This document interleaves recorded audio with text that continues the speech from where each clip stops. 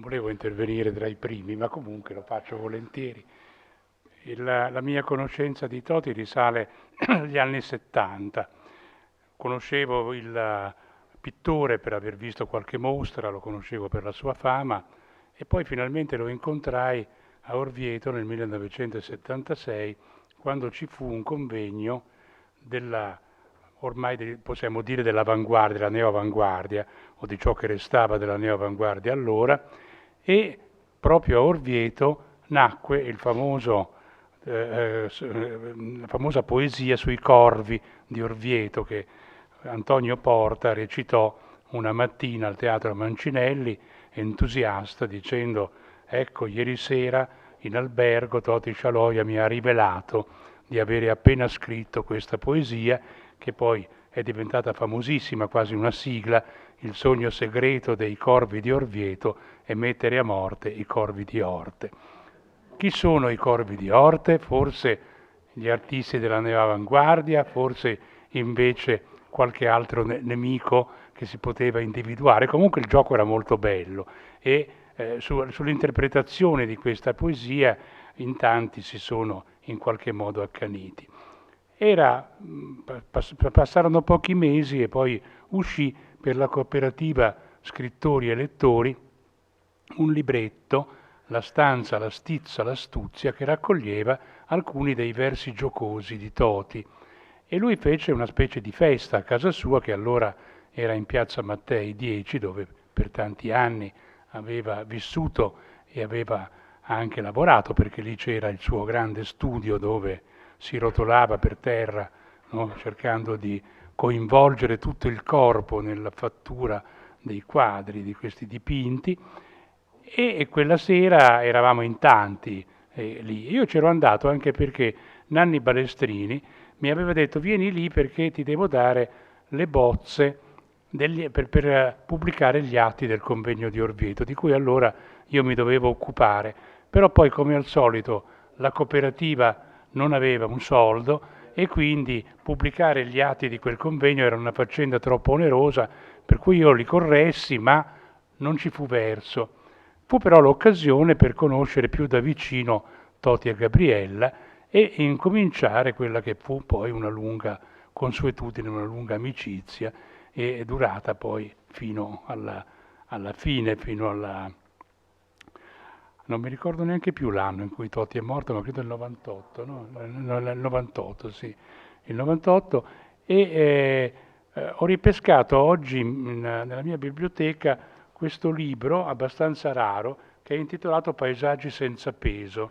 Perché è un libro raro? È un libro che non vuole essere un libro, infatti è un libro che ha allestito Gabriele Stocchi, prima citato. Questo è un esemplare senza il numero, ma c'è scritto copia di stampa difettosa, firmato Toti Scialoia. Quindi era un regalo di Toti con la dedica a Paolo e Luana molto affettuosamente, Novembre 81, ed raccoglie le poesie di 2 anni e sotto c'è scritto non trovasi da nessun libraio, perché le plaquette di questo genere, allestite con molto sentimento e molta arte, difficilmente trovano rifugio in librerie e soprattutto sono destinate ad essere lette dagli amici. E qui, a parte una poesia riprodotta nella bella scrittura di Toti, dove sono le nevi addormentate un tempo nel silenzio di brevi inverni senza vento, estate, il chigio di lema luccica sulle pietre, accanto alla fontana morrò sempre di sete. Dico che è una bellissima battuta di Toti. Quindi sono le poesie del 1969-80. Questo libro mi è caro perché c'è una poesia che io avevo lodato, perché Toti l'aveva letta una volta, me l'aveva letta una sera dopo cena, e gli avevo detto: guarda che sei riuscito a fare una cosa molto molto interessante, proprio perché è piena di sottintesi ma anche di slittamenti verbali, e tutte le volte che poi ci rivedevamo per un po' abbiamo sempre alluso a questa poesia che è famosa ormai e dice: sono in Asia ed Asia sia, vedo un sosia che mi spia, l'ansia è falsa compagnia, sta però la malvasia. S'apre l'arca ed arca sia, sbarca all'alba qualche arpia, suona l'arpa per la via, rischierò la nostalgia. È una poesia molto bella, anche perché è evidente ad una lettura appena appena un pochino più attenta lo slittamento. Lui non è in Asia, ma è in ansia, che è un po' diverso, insomma, ecco, ma dall'ansia decide di trasferirsi in Asia, perché evidentemente gli dà più conforto essere in Asia, sia pure mentalmente, che non in ansia. E infatti al terzo verso recupera la parola da cui probabilmente tutto è nato e dice l'ansia è falsa compagnia. E di questo libro parlammo tanto, perché i paesaggi senza peso sono giochi intorno ai nomi delle località, non sono illustrazioni delle medesime, ma è sempre la parola, così come anche nel sogno segreto dei corvi di Orvieto. Non è la cittadina di Orvieto a fare presa su Toti, ma è la parola Orvieto, che appunto poi diventa utilizzabile all'interno della poesia e quindi sostituibile, allungabile. Infatti lui poi l'aveva anche disegnata a un certo punto con una specie di schizzo del Duomo. Qui per esempio ce n'è un'altra che è diventata sempre un punto di riferimento per i lettori di Toti. Passeggiamo per Fiuggi, ci ripariamo ai faggi, più ci sentiamo saggi, più la pioggia ven giù. Breve è la pioggia a Fiuggi, il sole è nei paraggi, sotto l'ombrello paggi piumati e nulla più. Anche questa è una poesia che rispecchia proprio l'andamento del versificare di Toti di quegli anni, che è giocato proprio sugli slittamenti delle sillabe, anche magari appena appena di una sillaba, di una vocale, di una cosa che gli permette di aprire uno scenario completamente nuovo rispetto a quello che si andava facendo. Ecco, poi nel 78 io pubblicai in un Oscar Mondadori le poesie di Ernesto Ragazzoni, che era un poeta dei primi del Novecento e che era un poeta giocoso, era proprio il poeta che aveva cantato Il verme solitario, che aveva raccontato le malinconie di un biliardo che era stufo di essere verde, o delle locomotive che si rammaricavano perché invidiavano le mucche che andavano al pascolo, mentre invece loro erano costrette sui binari. Allora regalai naturalmente a Toti una copia di questo libro, tra l'altro nella prefazione avevo scritto che la vena, diciamo così, lieve del nonsense, della poesia giocosa, non si era perduta nel corso del Novecento. E citavo due nomi, uno era quello di Scialoia, l'altro era quello di Nico Orengo, che anche lui giocava in una maniera ovviamente tutta sua e personale con questo tipo di lavoro poetico, che non è affatto un lavoro poetico di serie B. Prima Giosetta accennava alle rapide lente amnesie, dove Toti ha sostituito l'accanimento sulla semantica a quello metrico e in effetti è riuscito a ripristinare un lavoro di studio della metrica che è una vera piccola rivoluzione nella sua storia di poeta.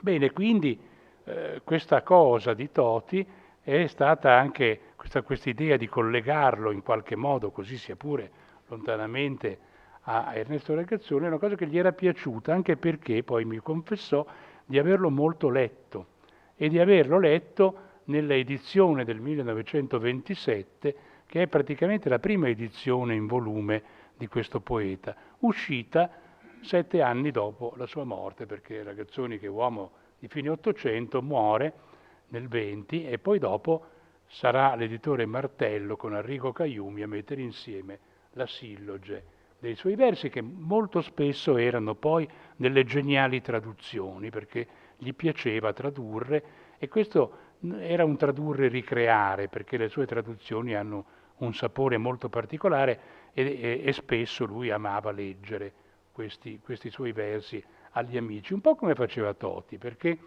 la poesia di Toti è una poesia che nasce conviviale, o nasce didascalica.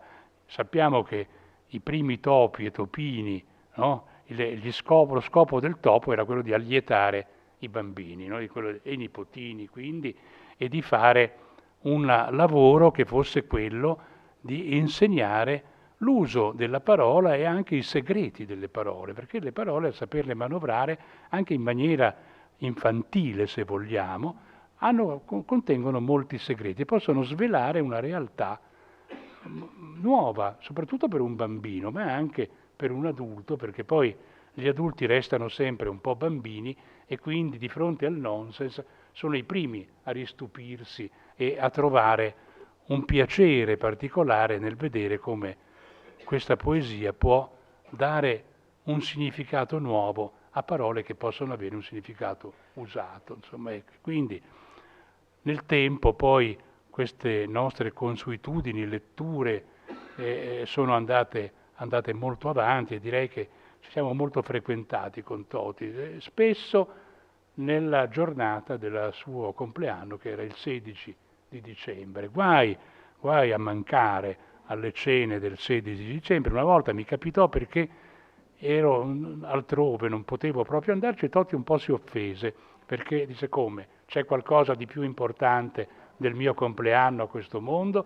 Ma poi succede a tutti che lavorando e facendo delle cose ovviamente c'erano delle necessità magari che mi portavano fuori Roma in quel momento. Però facemmo poi una bella festa a Orvieto di nuovo, dove noi abbiamo una casa, per i suoi 80 anni.